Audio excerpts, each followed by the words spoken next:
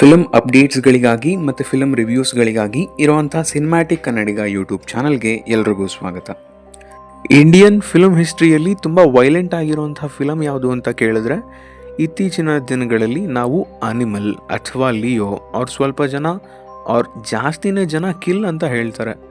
ಆದರೆ ಈ ಒಂದು ಪರ್ಟಿಕ್ಯುಲರ್ ಫಿಲಮ್ ಈ ಎಲ್ಲ ಫಿಲಮ್ಸ್ನಲ್ಲಿ ಇರುವಂಥ ವೈಲೆನ್ಸ್ಗಿಂತ 200 ಪಟ್ಟು ಹೆಚ್ಚು ವೈಲೆನ್ಸ್ನ ಹೊಂದಿದೆ ಅಂತ ನಾನು ಹೇಳ್ತೀನಿ.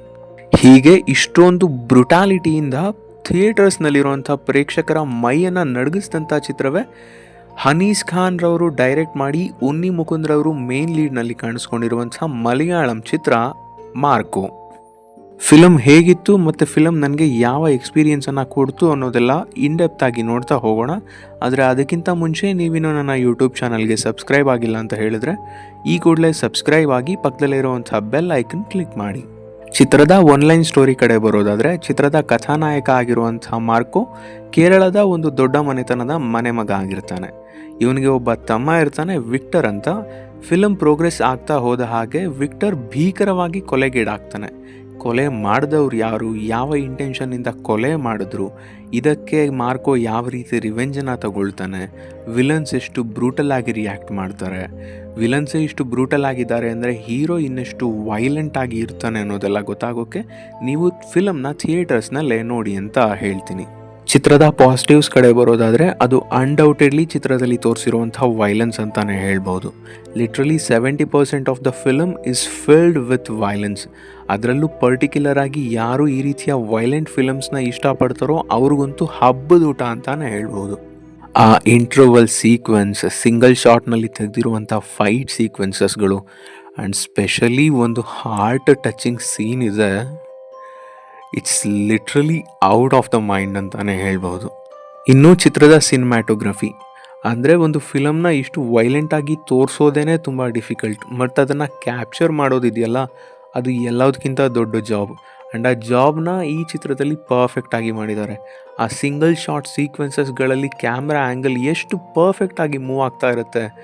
ಹ್ಯಾಂಡ್ ಟು ಹ್ಯಾಂಡ್ ಕಾಂಬ್ಯಾಟ್ನಲ್ಲಿರುವಂಥ ಆ ಕ್ಯಾಮ್ರಾ ಆ್ಯಂಗಲ್ಸ್ಗಳು, ಆ ಕ್ಯಾಮ್ರಾನ ಹೋಲ್ಡ್ ಮಾಡ್ಕೊಂಡು ಇಟ್ಕೊಂಡಿರುವಂಥ ರೀತಿ ಎಲ್ಲದು ಜಸ್ಟ್ ಪರ್ಫೆಕ್ಟ್. ಸಿನಿಮ್ಯಾಟೋಗ್ರಫಿಗೆ ಮಾತ್ರ 10 ಔಟ್ ಆಫ್ 10 ಕೊಡ್ಬೋದು ಅಂತ ಹೇಳ್ತೀನಿ.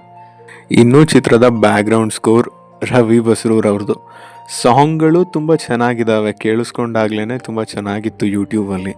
ಬಟ್ ಲಿಟ್ರಲಿ ನನ್ನನ್ನು ಸರ್ಪ್ರೈಸ್ ಮಾಡಿದ್ದು ಮತ್ತು ಎಕ್ಸೈಟ್ ಮಾಡಿದ್ದು ಚಿತ್ರದ ಬ್ಯಾಕ್ಗ್ರೌಂಡ್ ಸ್ಕೋರ್.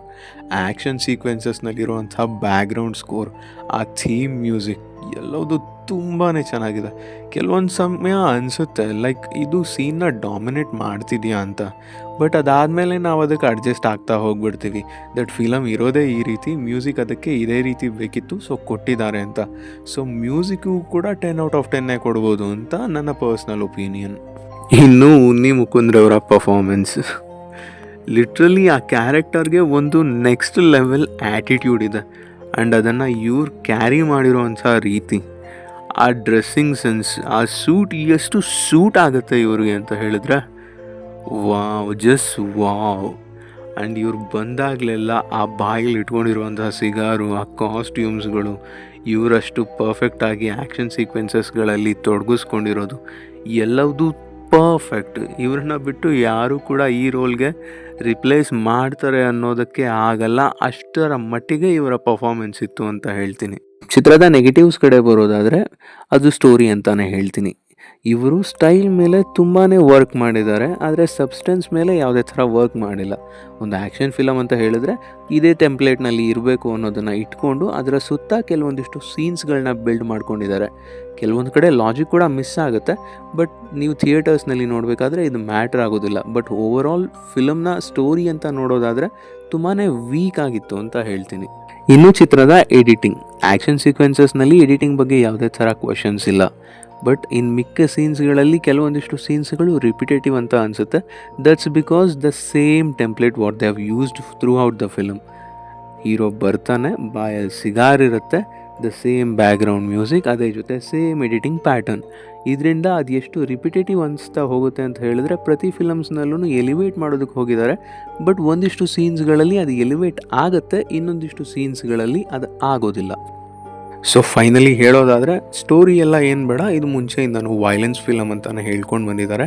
ಅಷ್ಟು ವೈಲೆನ್ಸ್ ಇದೆಯಾ ಅಂತ ಕೇಳಿದ್ರೆ 100% ಇದೆ.